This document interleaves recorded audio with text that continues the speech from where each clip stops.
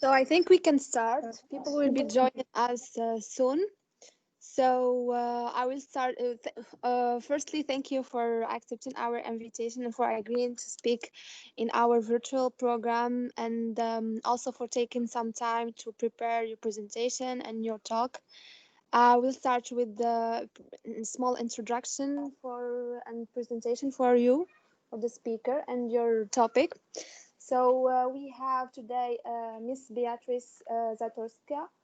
Sorry if I mistakenly spelled it wrong. So she is the CEO and co-founder of Smart Tribe, a community where people from academia and industry can finally meet, speak the same language, and collaborate to each other's benefits.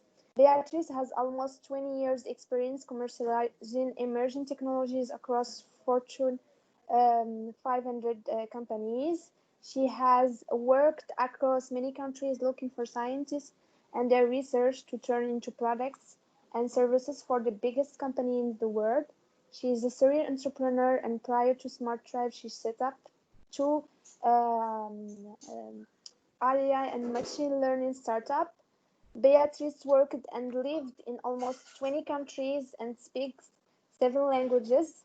She is a science communicator and believes that technology can help to empower people and help progress, in particular in developing regions, and tackle most urgent issues like climate change, women empowerment, and social equity. So thank you, and the floor is yours. You can start with your topic. And as you know, we have like 40 minutes for your presentation and 20 minutes for the discussions and Q&A session.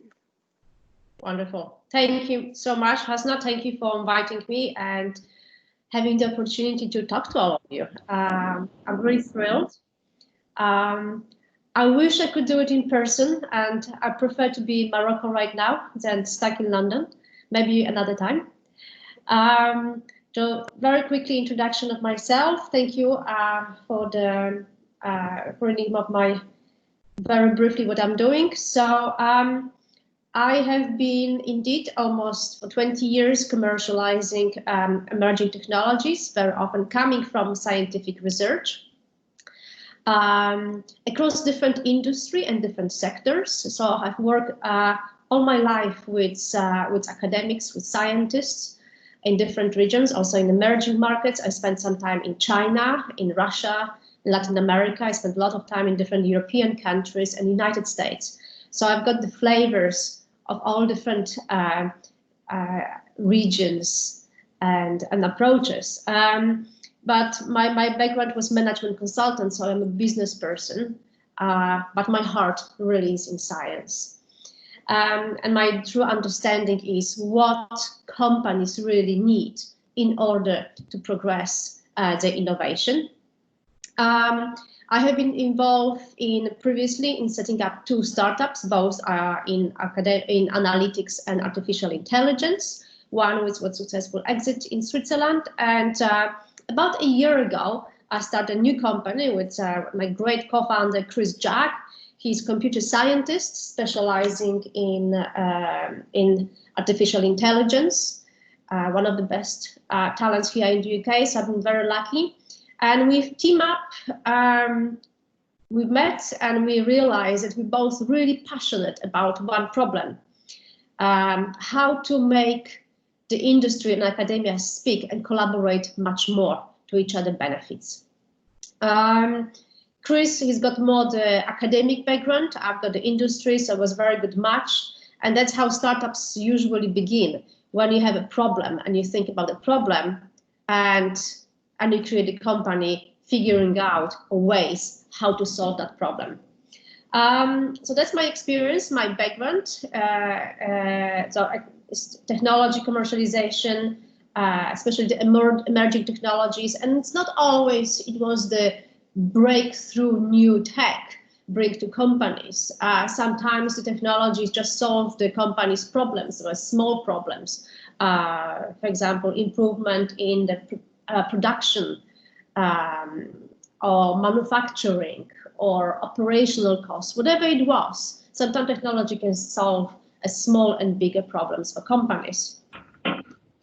So what I would like to talk to you about today, talking for 40 minutes, it's a lot. So maybe I would just cut it down for maybe to 20 or half an hour, and then we can have some kind of, we call it fireside chat. You can just throw some ideas, what you want to talk more about, or ask me any questions. Things I can talk about, it's about what we are trying to achieve with Smart Tribe, and why people like you are very important for us. I can talk also about entrepreneurship. I've got my own experience for a few years now. Also, I have a lot of friends who are also founders in other companies, and I'm quite embedded into this ecosystem here in London. And I spend a lot of time in Silicon Valley, so I can share my observation and experience. I think it's something super interesting. And I bet many of you will be looking into this as a potential path of a career to become entrepreneurs. And then if you like, we can touch up on what is important for you, for your environment, what really matters for Morocco, what kind of technologies, what kind of topics you might want to focus on. That's why the title of the session I gave, what is important for you personally, your family, your community, and your country, and then the whole world, in that exact direction, order. Hope it's okay, and this agenda suits you, so you're going to stay on. If you don't like it, sorry, but I hope you will like it. So starting a little bit telling you about a Smart Tribe and what we are trying to do. Now, the two words of industry and academia are very different. People speak different languages. The language with research papers are written, it's esoteric language, which I still don't understand why it needs to be used actually even for academic purposes. But people from companies do not understand it. There's so much wealth of knowledge coming from research papers. I'm not talking about patents even, but research papers, which is totally untapped. Apparently, there's about 165 million research papers in the world up to date, and only less than 2% of current technologies comes from scientific research. Less than 2%. That's very, very little. About 70 to 75% of ideas coming from research cannot be commercialized, which is fine, because we do need scientists to do the science. We cannot ask them constantly, oh, you have to commercialize it. Remember, when you start your research, you have to put it. But that's not the point of research and science. Scientists needs to have free thinkers, creative minds, and not to be pulled back by some rules right from the start. Although sometimes when it's a private research coming from private labs, especially the military labs, they already have agenda what they have to develop. However, when it comes to science, especially science which is funded by governments, they should have a carte blanche and just be researchers. So that's fine. The 70-75% cannot be commercialized because it's just too far-fetched. Too hypothetical, just too far. Leonardo da Vinci draw a script of how to design a parachute. Only 500 years later, it was commercialized. So maybe some of it will be commercialized way later. Still, saying that, we do believe there is a wealth of untapped tech and talent coming from academia. And if we create a bridge for better collaboration, we can far more create better environment and much more profit what actually is developed in science and academia. Not just the theory. And one of the reasons I already mentioned the different languages, the way how all it's set up. Sometimes companies, they always talk, oh, we need the innovation and so on. They do need the innovation, although they are pulled back by the much more urgent and daily problems, growing the revenues, cutting costs, employees, shareholders, and so on. So they don't always have the urgent needs for new innovations. The other challenge is, I think, it's a problem which is not solved, and I don't know how it's going to be solved for a long time. All the new technologies which are developed at universities find a really difficult way to companies to be commercialized or licensed because of the royalties universities keep very high.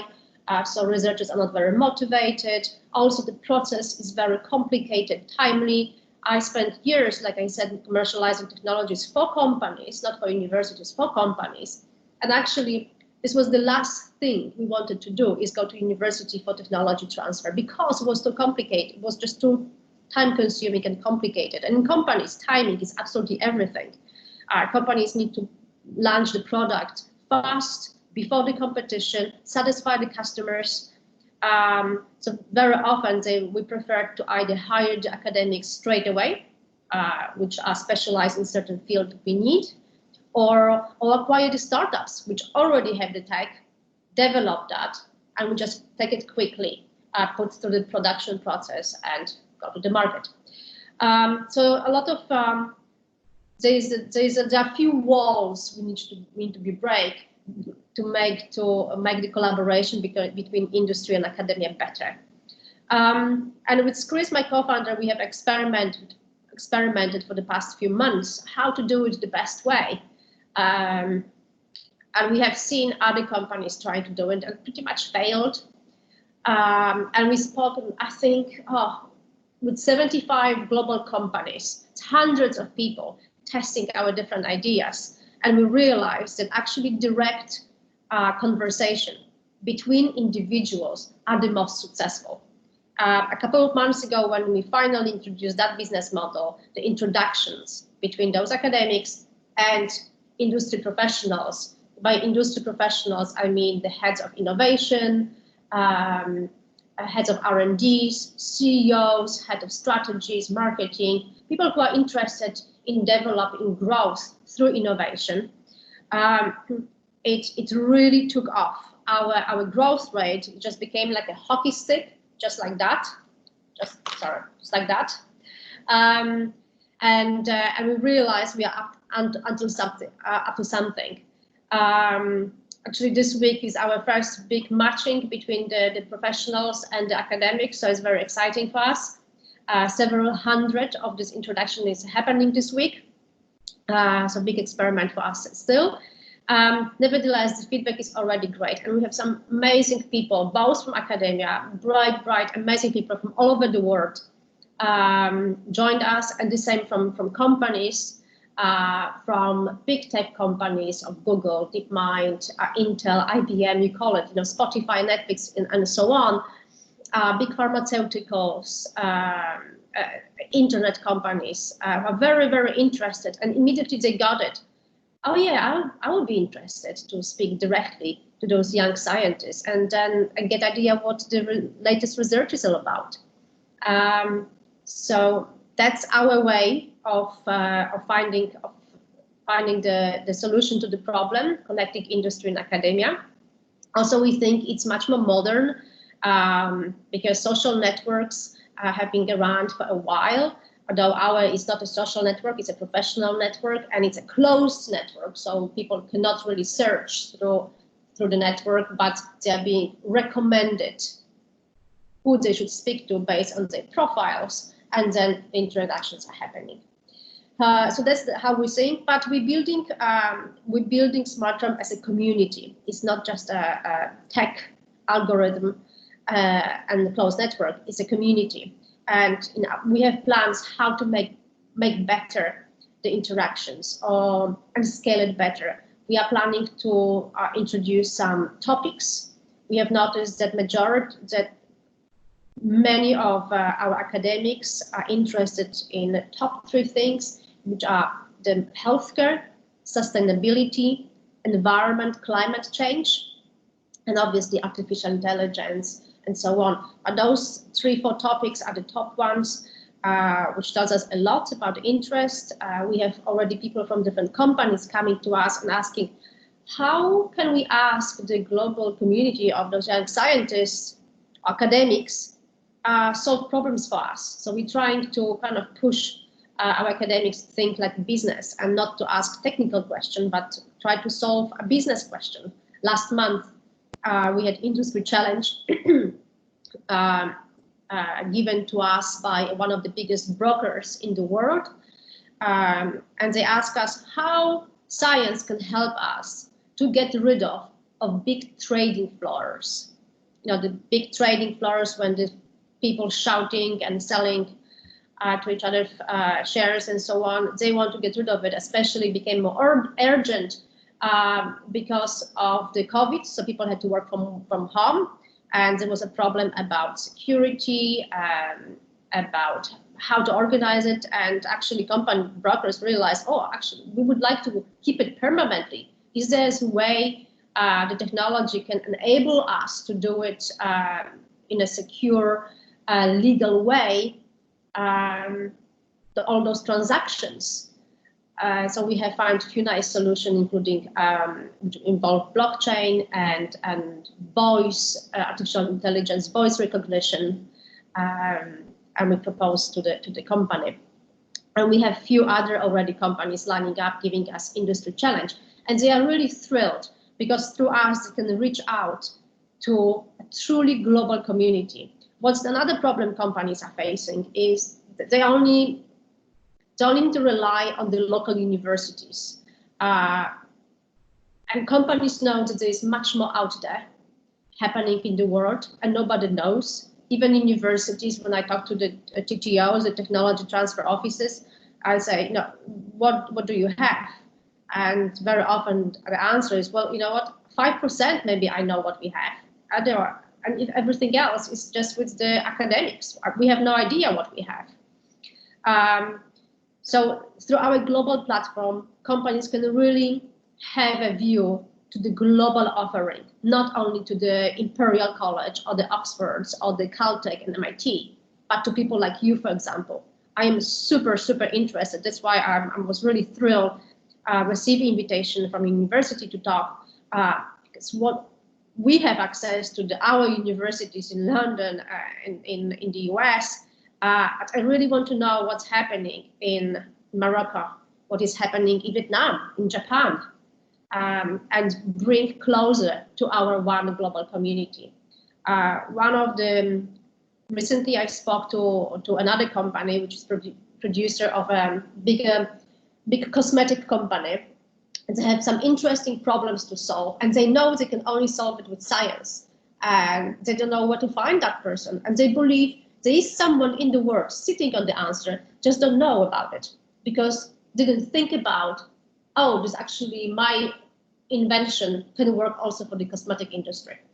So it's another advantage, apart from having the global reach of the untapped tech and talent across different universities around the world, just breaking the borders, geographical borders, also breaking down the silos.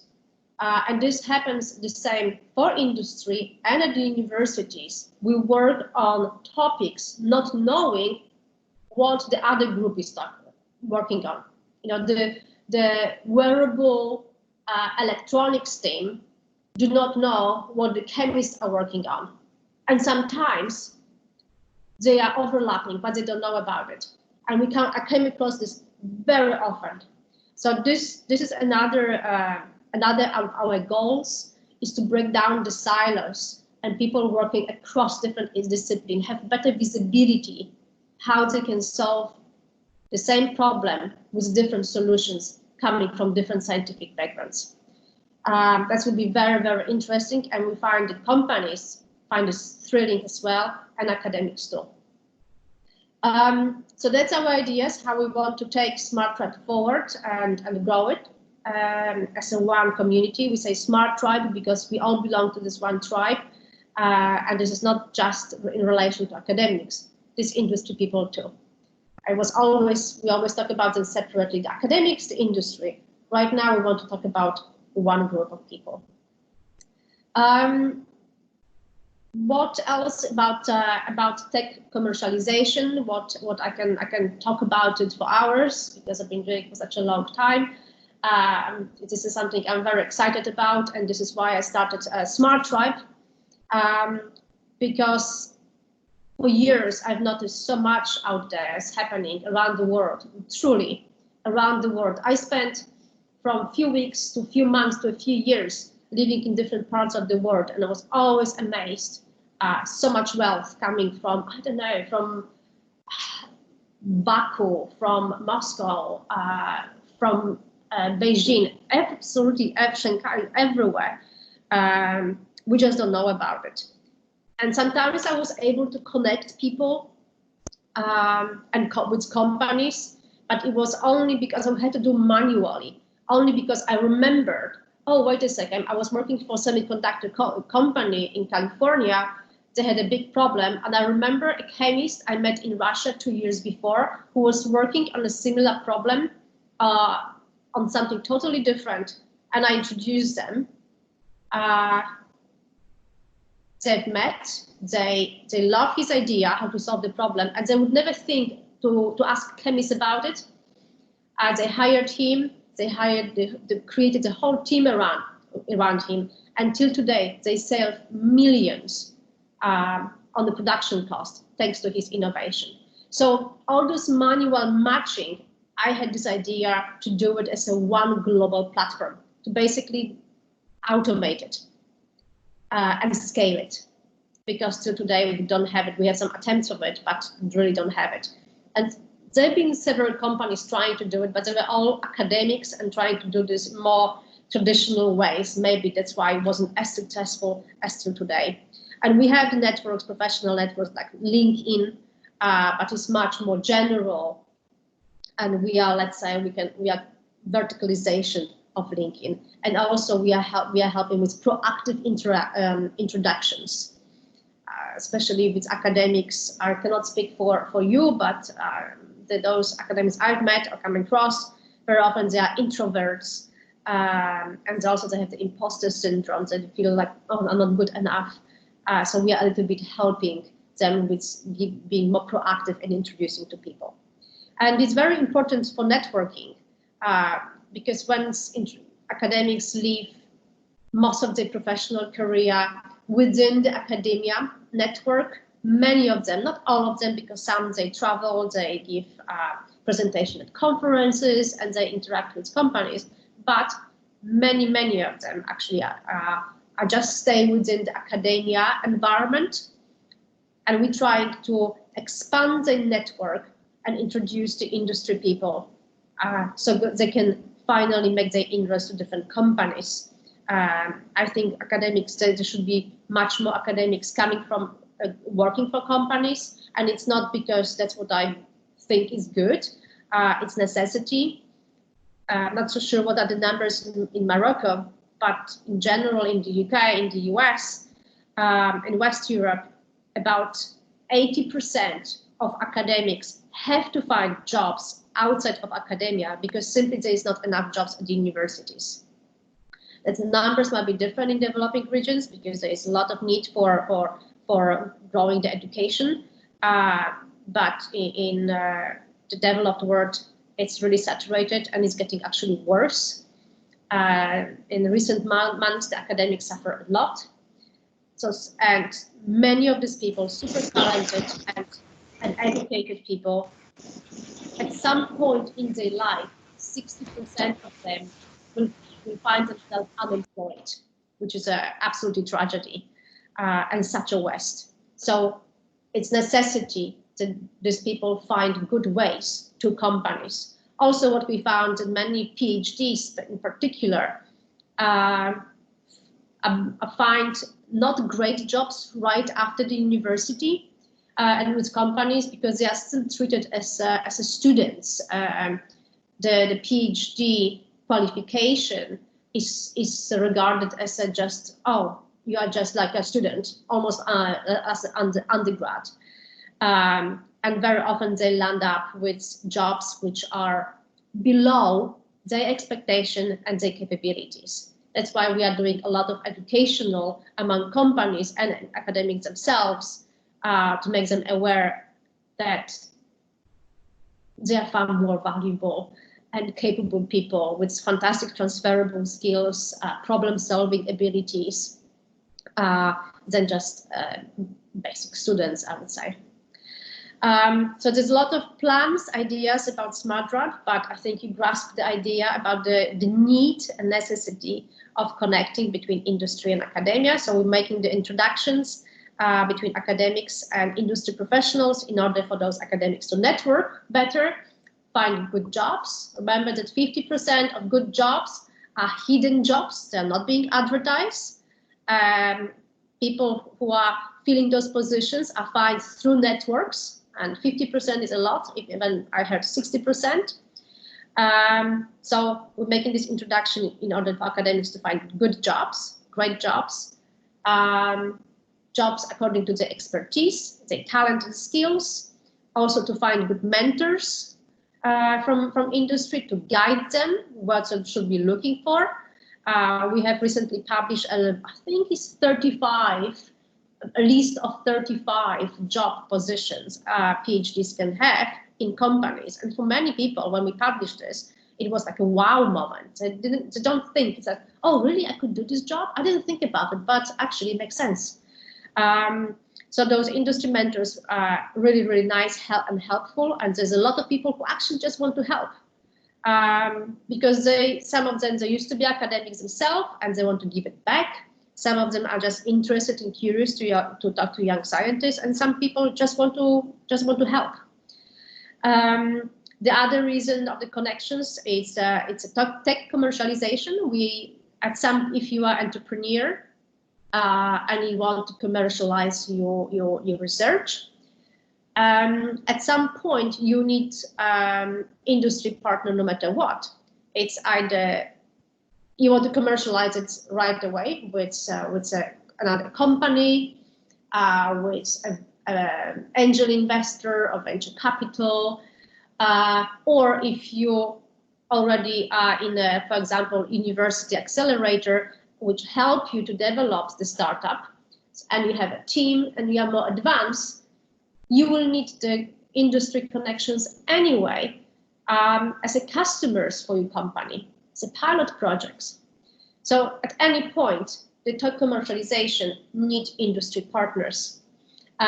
Also, we've noticed some people find their co-founders through us because it's really, really good to have a co-founder when you're starting the company. It's just very healthy thing to do. You progress much better. Your thinking is challenged.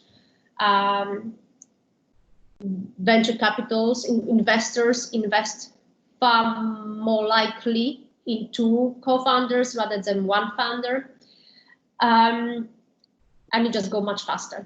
So we have a lot of people who come from the scientific background, and sometimes they need a business partner, somebody who's got MBA or has got totally different background who they can team up with to build a company, or team members, for example, as well. So different reasons why people want different introduction. I think we have about 6 types of introductions. Both when you join us, you can see industry, academia, and then you choose what you want to do. And what I can talk about, I mentioned it's about the entrepreneurship. I know that in Morocco is being there's quite a lot of encouragement, which is great. I think it's very exciting. It's a global trend to start a company. Small businesses, small and medium-sized businesses drive economies all over the world. So many governments support that, give a lot of grants, special funds, build ecosystem, because it's in order for startups to prosper in its ecosystem, you need also not just the funds from the government, but also you need private money to support you. And that's angel investors, venture capitals, crowdfunding, a different way, accelerators, different ways of starting. It's becoming more and more international, or traditionally it was very much local. And it's an interesting journey. It's a roller coaster. You need to have a stomach for it, to be honest. And being entrepreneur, it's not a job, it's a lifestyle. You have to take into account you're not going to become millionaire from from the start. In fact, majority of the startups fail. So sometimes you need to fail and start all over again, which is great sometimes because it's nothing better than a good lesson, good learning experience. But it's very rewarding. It's really rewarding. Although sometimes I encourage people to work for some other companies before starting companies, but not always. I think a lot of young people are great entrepreneurs because they bring totally fresh perspective, a new way of thinking, outside of the box than people who are already been working for corporates don't have it or lost it. And also they have the energy and enthusiasm. You have to have energy no matter what, and always be the positive, adopt very quickly, because I think we pivot 5-6 times in the past year. So you have to be always quickly to adopt, and the world is changing really fast. Some of the tools and solutions which were a few years ago available, or the rules, now it's already old. Thanks to technology as well, but things are changing so fast, and we have adopt super fast too, to understand what the people who are our customers would be willing to do with us. I think that's half an hour of me just talking. I'm very happy to take any questions you might have, and guide me through what you are interested in entrepreneurship or technology transfer or anything else you want to know. Hello, thank you very much for your presentation. My name is Raine, and I'm a PhD candidate on ABS, Africa Business School, and I have actually 4 questions. So for the first one, I'm curious to know more about your exit story, how this happened, and can you just share with us the most important learnings you had from this experience, please? The second question is about women entrepreneurship in London. Can you give us some more information about the policies that the government is having in order to support the women entrepreneurship, if there are actually some policies, or if in your ecosystem women don't need support to do entrepreneurship? For the third question, it's regarding Smart Tribe. And by the way, I love your T-shirt. It's a good way to keep the name on, to keep the startup name. So you are talking about, if I got you right, you are talking about the what we can call from the laboratory to the factory. And if I got you right, I totally agree with what you said. And I think that in order to succeed this transition, the focus should be on the training and on developing the entrepreneurial skills of scientists.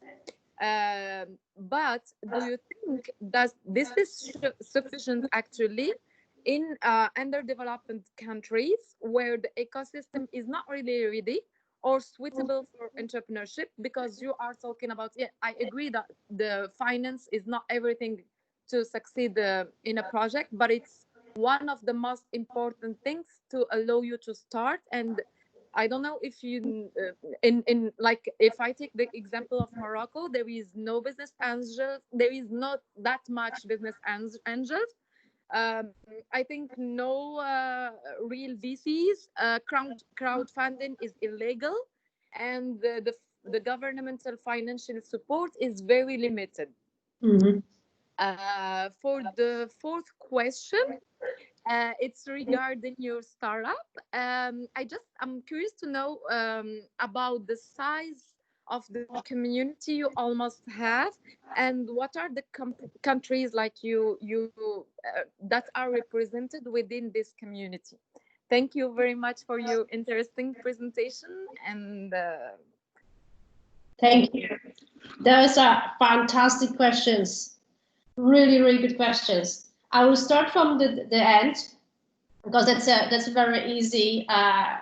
We'll start with the questions, which is very quick to answer, and then can dive in the third question. Super interesting one, because I talked recently about the ecosystem in South Africa.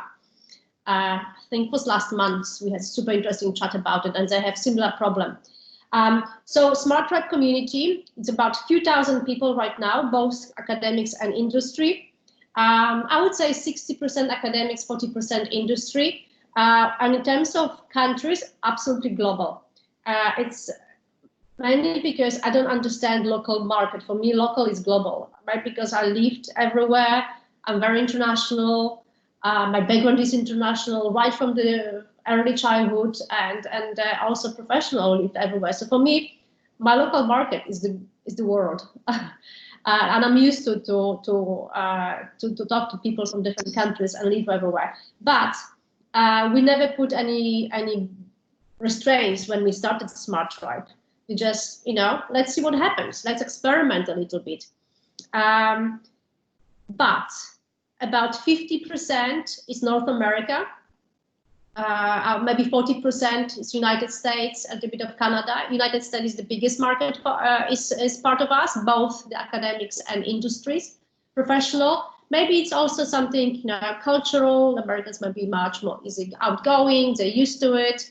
And in terms of the tech companies, majority of them are based in the United States. And then we have a lot of West European countries, UK and Germany, these two second biggest places for us. Also academics and companies, again, probably is driven by the type of community and the companies. German, UK companies, UK is very big when it comes to data science, really, I think the biggest country. With the US is artificial intelligence is UK.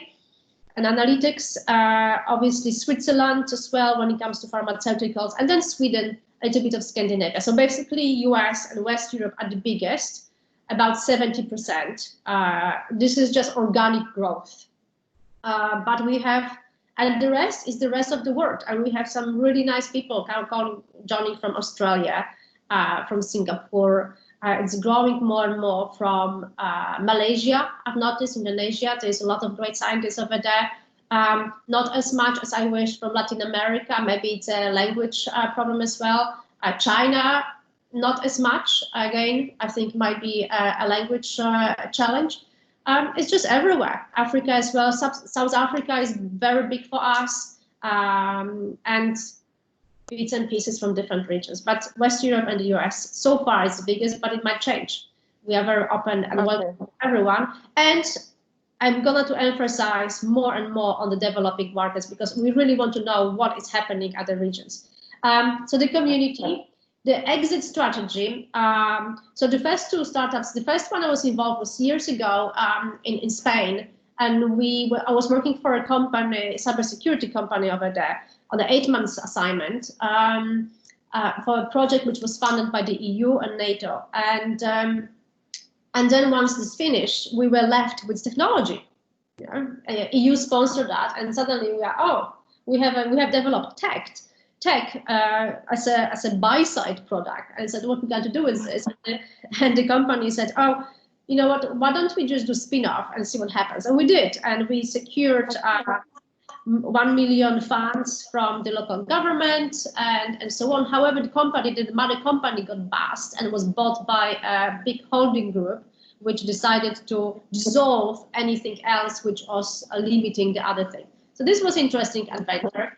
And the second one, the exit, it was a very important lesson for me. It was a few months venture.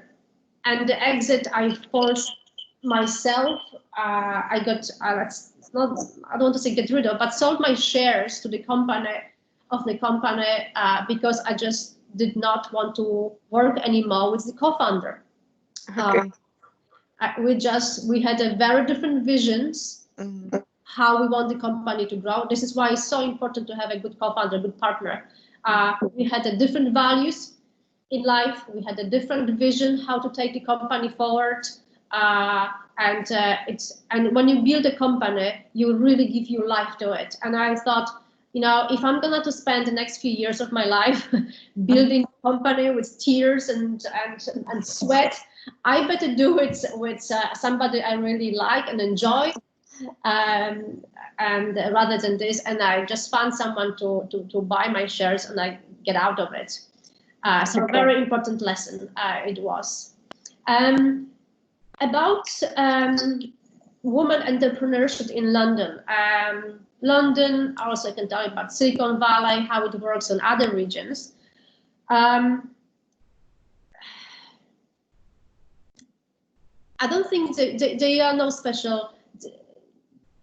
If there's a lot of buzz about it, okay? But if women are treated differently, I don't know, it's so sure. And you know what? I think I'm happy about it, because I prefer to be judged by my skills, by my talent, rather than just being a woman. I would prefer that. I prefer equity. I want to be treated equally to everybody else, to men, rather than have the preferences and get something because I'm a woman. We should be treated absolutely the same. That's my take on this. There are some funds where they say they prefer women, and they should be. I think it's not just women; it's just diversity, people from different backgrounds. They should have a little bit more help and support. But we should be judged exactly the same. I don't know if you remember, guys, the story about Elizabeth Holmes and the Theranos. The first woman in Silicon Valley a few years ago, fixed billionaire, self-made, Theranos company, which was fake. And they became, I think, almost 10 billion worth company, and a week later they became zero, and she was prosecuted later because they faked the company that they were producing quick diagnostics based on just a drop of blood.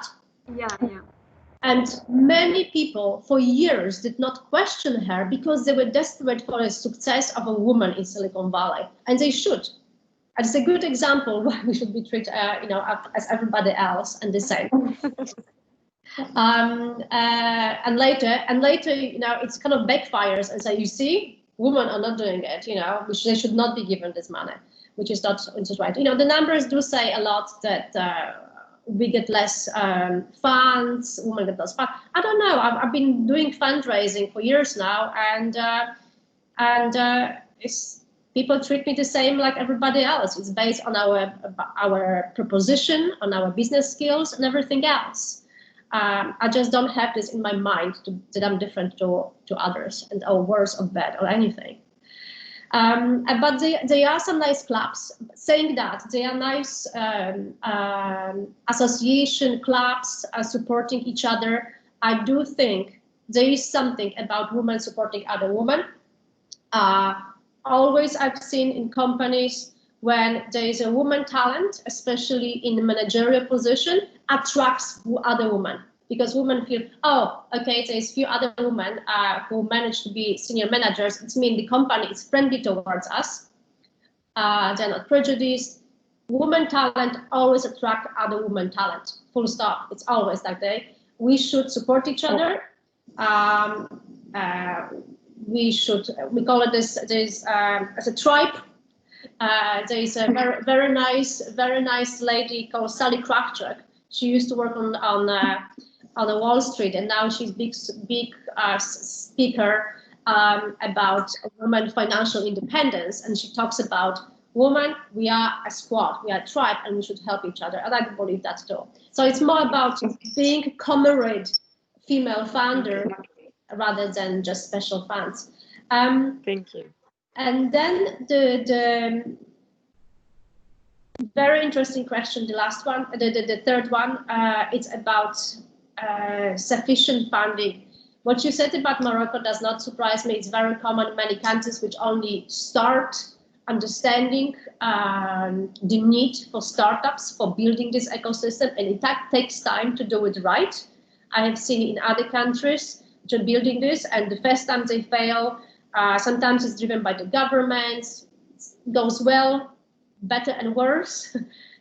Differently, I understand that there is not a great ecosystem of angel investors right now in Morocco. It's the same I came across in South Africa and other regions. Very often people rely on the government funds or grants. Venture capitals, or those very often they say, oh, we're global or something. They're not. They are focusing on the local markets or the major hubs. But I see a change. More and more venture capitals, accelerators are reaching out to developing markets. For example, the accelerator, we came from Antler. They are very focused on building the ecosystem in, the last one was in, not Nigeria. I can't remember, it was in different African countries, but I think in more sub-Saharan Africa, Indonesia, because they know there's a lot of potential there. Those markets have amazing boom of new customers, new ideas, and what I would find really interesting is not to just copy and paste the models from West or West Europe, but to learn from these models and then adapt to your own needs. And yes. Because sometimes you can just jump, you can do things differently and better. In developed markets, we have the heritage of doing things, which sometimes holds us back. But in developing markets, sometimes you can jump, like technology jumps. You don't have to do the same way that others did. You can do it differently. But indeed, the development of the right ecosystem, which is the education, the universities have, the access to funding, the good mentors, entrepreneurs, examples, also companies. It's really necessary to build the ecosystem. But I can see some new accelerators coming out of different regions, Singapore, Silicon Valley, which are start reaching out and becoming more international. And they are attracting not only people from London or Stockholm or Palo Alto to apply, but also people from different regions, because it's happening more online right now. So the fact that we were in lockdown for such a long time, we still are, it's kind of speed up the process. And I've seen recently announcement coming from, I don't know, from Reid Hoffman, is the one who started LinkedIn, was part of the starting PayPal, a great person. He's got this Master of Scale, fantastic podcast. I advise you to listen if you want to think to be an entrepreneur on Spotify. And he just built a new accelerator, which is all open to everyone around the world, and encouraging actually from everywhere to join.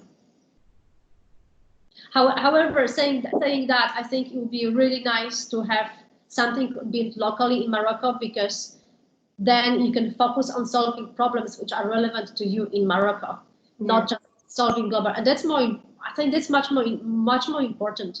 You know, you should be focusing on really what matters for you in your country, and the danger of that is not gonna to happen. I mean, that is not gonna to be developed a new good ecosystem to support you all. Is that some of you will just get a great education and just leave the country to France or some UK, and we will be happy to take you. Seriously, because I recently met someone from Morocco. It's in robotics, and I introduced him to a friend of mine who just started a company, and just like boom, he just took him within a week. He was in London. So that's the danger of the brain drain, we say, that you will leave the country instead of using your talent, your skills, your knowledge in solving your local problems, which you should have. I mean, local problems about, whatever it is, helping with unemployment, agriculture, sustainable education, everything else, what matters for you. So it's So it would be really, really good if this ecosystem is built even around the university, around your city and a country. Thank you very much for your answers. You're very welcome. Pleasure. Thank you, Beatrice, for being here. I'm Kautar. I'm a PhD student in ABS.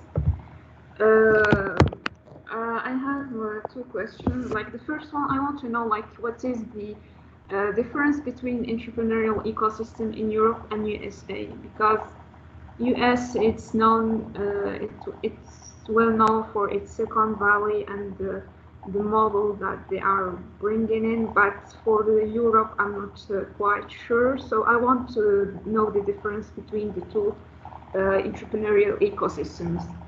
And for the communication between industry and academia, how can we foster this? It's like when I had many experiences between a person in academia talking to a person in industry, but like they are not like the message. It's not like well passed on. So like what is your recommendation concerning this issue? Because even like you can implement like a transfer technology office, what will be like its main role, and what do you recommend in that sense? Mm-hmm. But I think I've known smart your company before becoming Smart Tribe, like it was in science to innovation, because it was recommended by a colleague.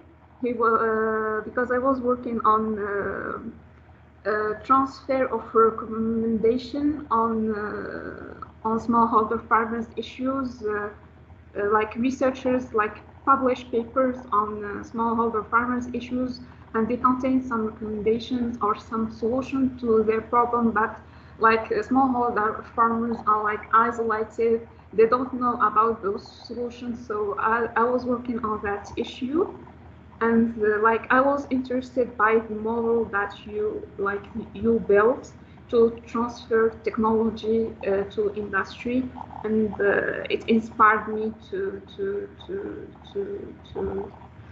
work on the transfer of research to the world exactly. Yeah. So I want to know more about it. If you want if it's possible to give some more clarification or recommendation on it. okay, pleasure. Yeah, thank you very much. So very quickly, the difference between the entrepreneurial ecosystem in different hubs and region, and Europe, especially Europe in the Silicon Valley. Europe, it's more conservative, I would say. London, it's great city. I love it. I love being Londoner. However, the startups world only was few years old, and the reason why the early stage startup companies start growing here is because the government gave great tax incentives to angel investors. So we get £150,000 from the government as a tax break give to investors from us, and this really speed up the growth of startups in the UK. Okay, so but the investors over here are much harder to persuade them to invest. They are much more risk diverse, and it's less of them, and this is the much younger ecosystem. But it's nice because we can hop from London to Berlin to Stockholm. I would say those are the biggest hubs for innovation for startups. And they are great. A lot of interesting things happening in Scandinavia, especially Sweden. And also the access to talent in Europe, in London in particular, is amazing.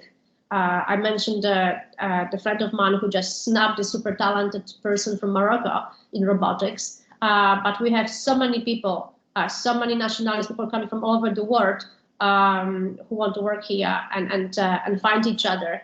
I look at all these unicorns who come from London. None of this, I think, CEOs or co-founders was actually English. So that's really positive thing. London attracts amazing talent and is very open and tolerant to mixing up. But in Silicon Valley, and we are more aware also in London of the global reach and platform. In Silicon Valley, there is simply more money available for funding. And I don't know if it's much easier to find the money. I think so. It's some of the projects are being paid, sponsored there. It's just like, we would never get money here in London for it. The valuations of the companies are much more higher. Here we say, 4 times more or 10 times the value of the company. In the US, you get much higher valuation. Simply, there is much more happening. There's more entrepreneurs. A lot of the people who work for the big companies and they became successful as the Google employees, the Facebook employees, and you name it. Now they want to invest in something else. So there is more access to it. And I think they are, with Americans, I don't know, maybe I'm being judgmental now, but I find them more visionary. They are less risk diverse as Europeans. They go, maybe it's an American spirit, they go by the hedge. They have more imagination and vision. They believe in vision. That's how I would find the difference. So it's very different, similar and different. Depends what likes to, and it can work nowadays across. I talk to because we will go in a few months' time our A series investment, and actually most of the time I'm speaking to the investors in the US, mainly because our customer base is in the US as well. But it's just much easier for me to speak to them because I can see they buy into my vision much quicker than Europeans. The other questions you had about the community, about how to talk, the language, how to communicate the industry with industry people as academic. It's a tough, it's not easy, you have to get used to it. In fact, I think I wrote last week a LinkedIn article about it. I named, following the Friends series, the one where PhD works for a company. Actually, I saw it, but I didn't read it fully. I saved it for another time to read it, but actually I didn't. So it was very like I read the big lines, it was very insightful. But I wanted to know if to ease the communication between industry and academia, is it better to have a buffer between them, or to train academia persons to talk to industry persons, and help also industry people to talk to academia, or have more patience to talk to them? Yeah. It depends who from industry you'll be speaking to. Somebody who works for R&D or innovation, they will understand where you're coming from. Or there's a lot of people already with PhDs working for industry. They will want to. But others, they will not have time and patience to learn. When you talk to people, especially executives in companies, their attention span is, I don't know, the size of 2 hours brain. It's just like they have no patience for everything. When I was giving a briefing to my clients, and sometimes they in the final either board meetings or final presentation, they were only interested in the last slide, which was the summary. What is the conclusion? That's it. That's what if it's less bullet points, that's better. Because they don't have time for it. There is so many inputs they're receiving at the same time. But what is the best way to communicate with industry? It's you put yourself in their shoes, understand where they are coming from, understand their pain points. We call them pain points. What really matters to them, because they will have no time and attention to patience to really speak about other things. Be prepared, always very well prepared, but also think from their perspective. What is the pressures they are under? And then you will communicate how we can solve their problems, how we can help them with those pressures. And if you have some ideas on solution about these pressures, they will listen to you immediately. If you will just talk very general, they will not have time for you. But if prepare yourself, think about them as a company, as the environment, but them as individuals. Because I think 50% of time when you're solving somebody else's problem, it's individual person problem within the company context, obviously. But think from their perspective, put yourself in their shoes, and then say, oh, okay, I get it. They had a drop in revenue growth, or this person is under big pressure because their budget has been cut, so they have the R&D budget is cut. They have less people to employ. Whatever it is, the pressures, you have to think from their perspective and how my technology could solve that. And remember, with industry, it's very short deadlines. You have to almost bring something ready, or sell it in a way that it can solve the problems very much quicker. And if you talk in their language, don't expect them to understand your technical language at all, and don't force them to do it, because they will not. They will just be put off. To speak in their language, and which is their language is it would grow your revenues or it would save you costs. That's it. If you stick those two rules, they will pay attention to you. Yeah, thank you very much. Welcome. Hello, Mr. Beatrice. I hope you are doing well. Thank you for your presentation and all this information. My question is related more in your career. You said that you start working on some companies, and after that you create your own startups. So, and especially on artificial intelligence and business analytics. Is that true? That just to make sure of my question.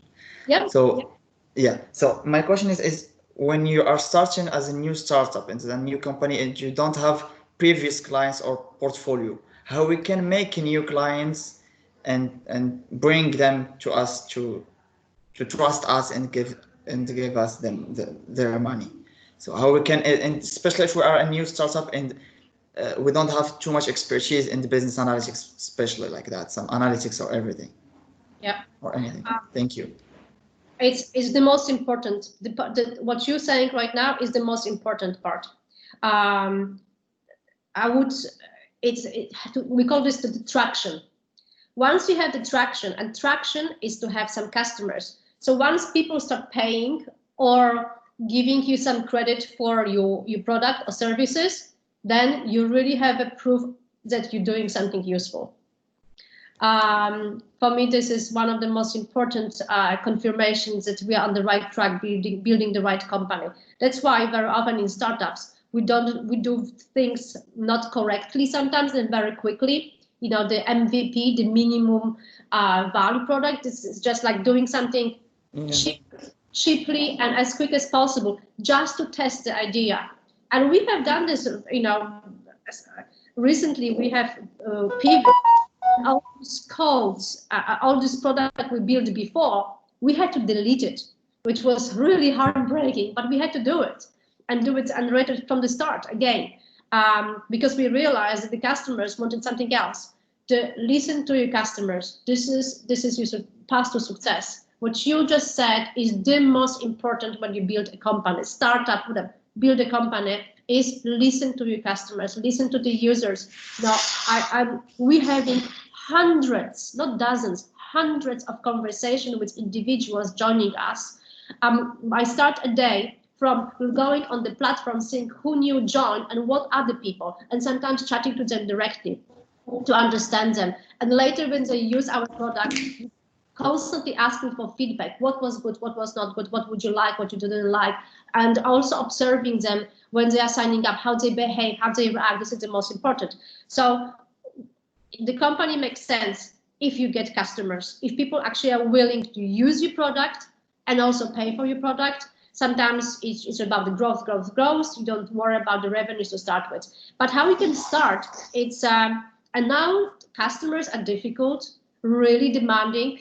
We are spoiled. We live in an attention-driven world and spoiled customers world. People don't want to do certain things. They want to sign up. It's all very quick, very visual. So you have to be smart about it. People want things for free. And if it's business to business, or it's so hard to work with corporates and persuade them to buy something, especially although startups with something with a concept which doesn't have a proof. So the way how to start it is get pilot projects. Even you have to do things for free for a while. Make sure you have enough energy or funds or time to do some free pilot project with companies, or whatever your business is, if it's a business to business or with consumers. So then you have to offer the freemium and learn as much as possible from the pilot projects or from the freemium you're offering to your customers, your consumers. And once you have stories, you have some success stories from the pilot projects, you learn from them, and some will be happy. And then the pilot projects can turn into paid projects. And then you have one company, two companies, or 100 users, 1,000 users, 2,000 users, and then you have success stories coming from it and learning lessons. And then you have testimonials, and then you go to the next company and say, oh, actually, Spotify and SoundCloud is already our customer or something else. So you build on that and going forward, and just keep trying and trying and trying. Thank you so much for your answer. Thank you so much. And make sure that you build a product people will want. That's why work right from the start with the users, with the customers. This product, it could be a service, for example, like business analytics, as you said. It could be just making some report dashboarding. It would be like just to be perfect and fit with the needs of the clients. Yes. So when it comes to this, so it's for companies.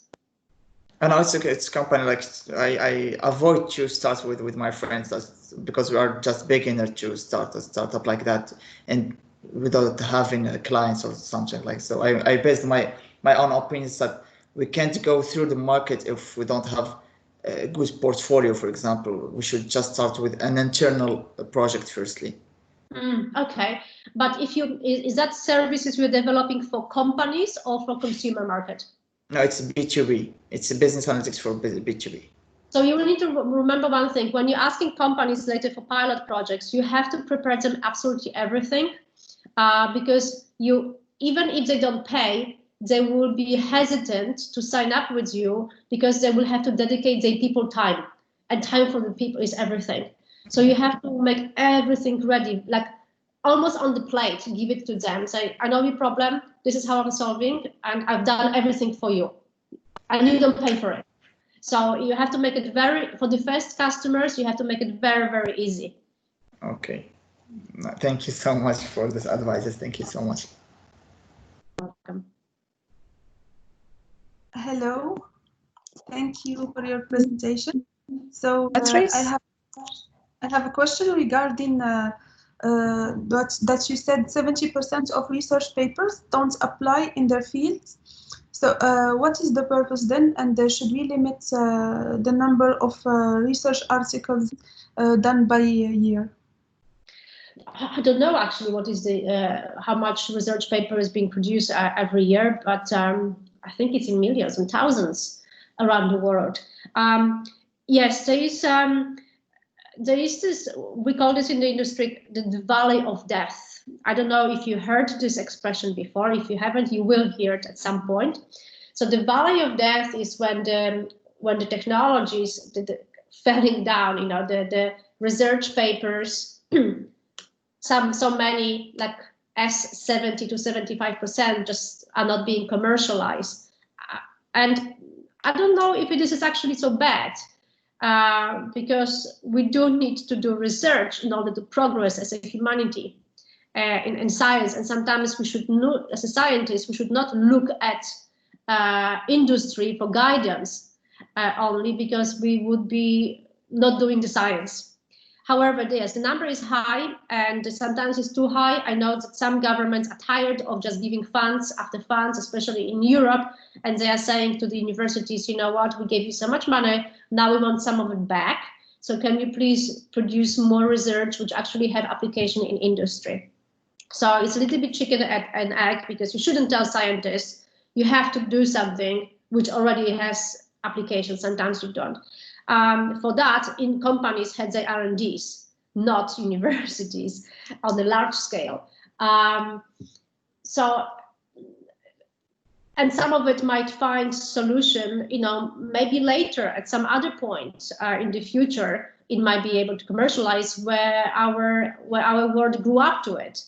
However, still there is massive gap.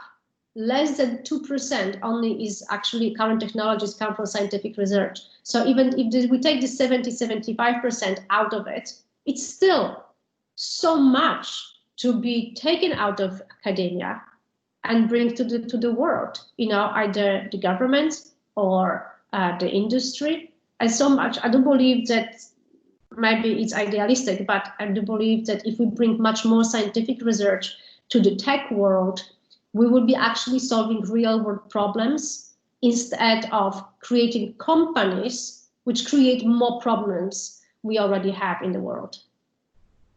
Thank you. That's answering your question. Hello, Mrs. Beatrice. Hello. Hello. Thank you very much for your presentation. It's such an inspiring presentation, especially for women entrepreneurs. Pleasure. My question is, my question is, as an entrepreneur in the field, how do you think technology tackle urgent issues, especially climate change and social equity? I'm not so sure I heard because Okay, it was breaking a little bit your voice, but if I hear the question correctly, how science can help with major issue, I think that's why we need science. That's why we need scientists working more with governments and companies because of these key problems. I would think for you in Moroccan environment, I know that agriculture is a big thing. Looking into solutions through science about sustainable agriculture. Climate change is very, very going to affect the country very much, especially so much is happening in the agriculture and other things. And I know that a lot of the energy comes from coal, for example. So it's an urgent issue. It's a current issue for you. It's not just a global issue. Scientists have been talking to organizations and governments for many, many years and highlighting those problems. In London, there is kind of radical organization called, what's it called? Rebellion.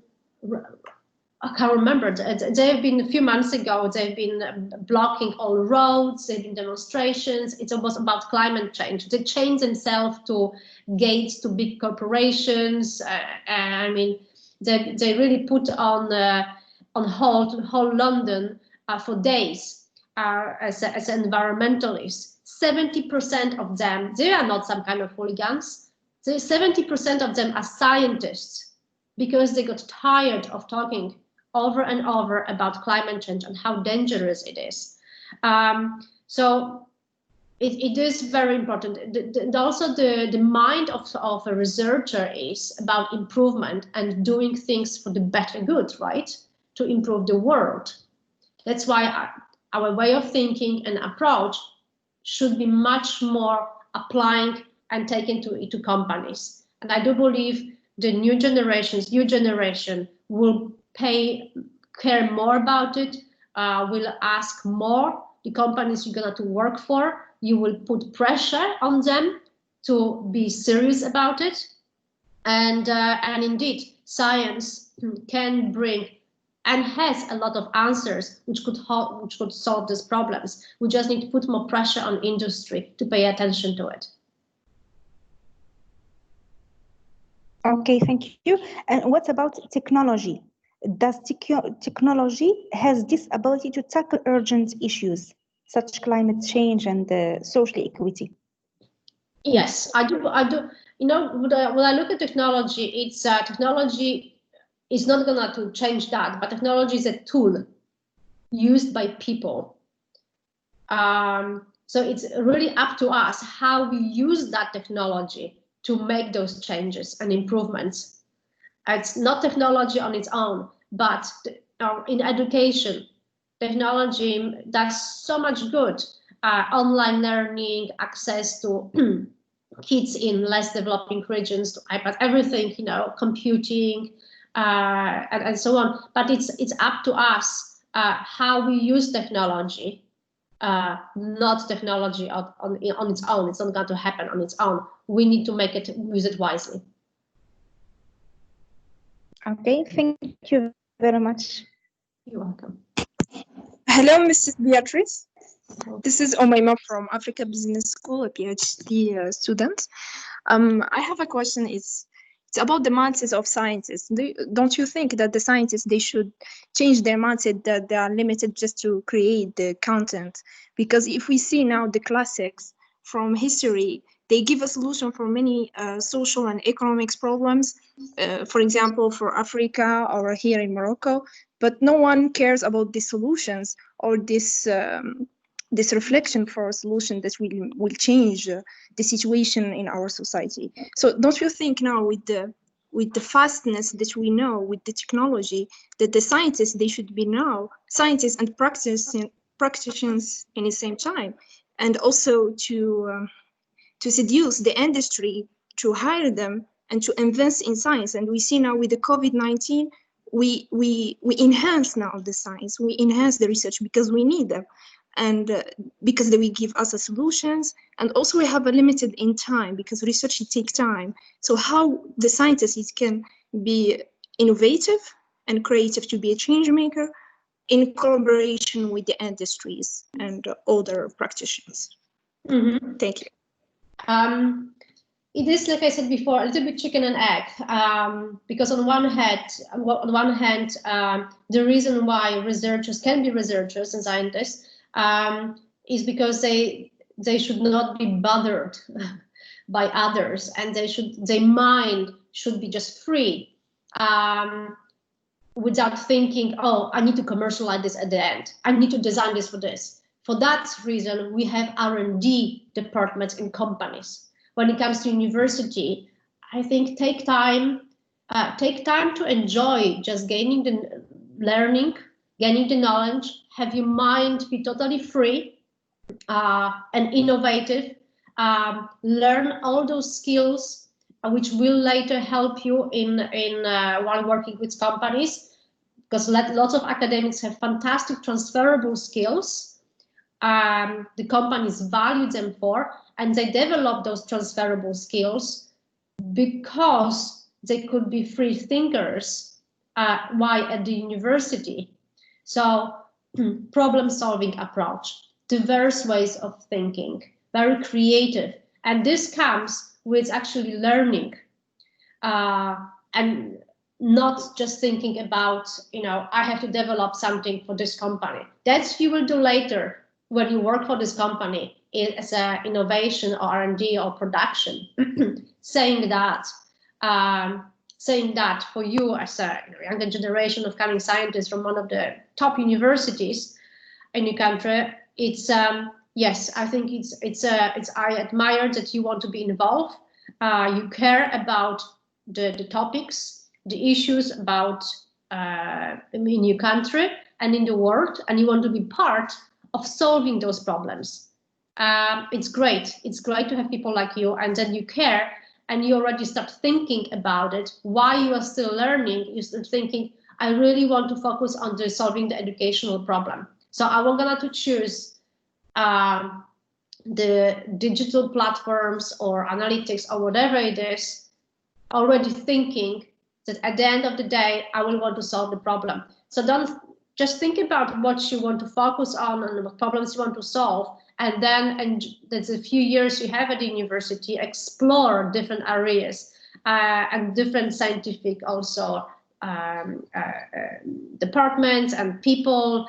Talk to your friends, your colleagues, how they see this, and people with different backgrounds, because it's interesting, really, really interesting. So what you're saying, yes, it's important when with scientists already try to solve company problems, But this happens at the company level and R&D and development. While you are still at university, take your time and just learn.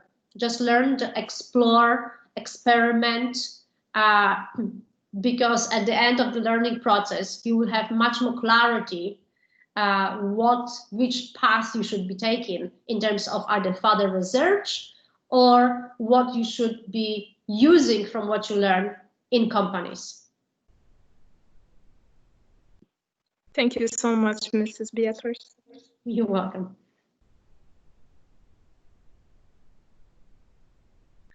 I don't know if there are any other questions. You are very, very welcome if you have more questions and so on to ping me either on LinkedIn or send me email. My email is beatrice@smarttribe.io, and I do promise I respond. I talk to people all the time. So Thank you very much for your time. Very, very welcome. I think there are no more. Okay. So I think someone. Thank you, Mrs. Beatrice. Hasna. Yes, Kautsar, Thank you, someone was Mrs. asking a question. Yeah, I think someone has his. I think he left. Oh, Okay. Okay. Sorry. that's absolutely fine. Thank you so much, and reach out to me. Don't be worried, and maybe next time we see you in London or in Morocco. Yes, sure. Yes, we would be happy to receive you Most here. welcome Thank you. here in Morocco to visit our campus, inshallah. So, on behalf of the Africa Business School and of everyone here today, we would like to thank you, and thank you also for the time that you allocated for our virtual program today. Thank you also for sharing your insights and your comments and your experiences. It was very, very insightful for all our students. We hope that you will support and guide our research scholars. And once again, thank you for your contribution in today's webinar. Thank you so much. It was absolutely a pleasure. Thank you all. Thank Have you. a great day. Thank you. Thank you. Bye.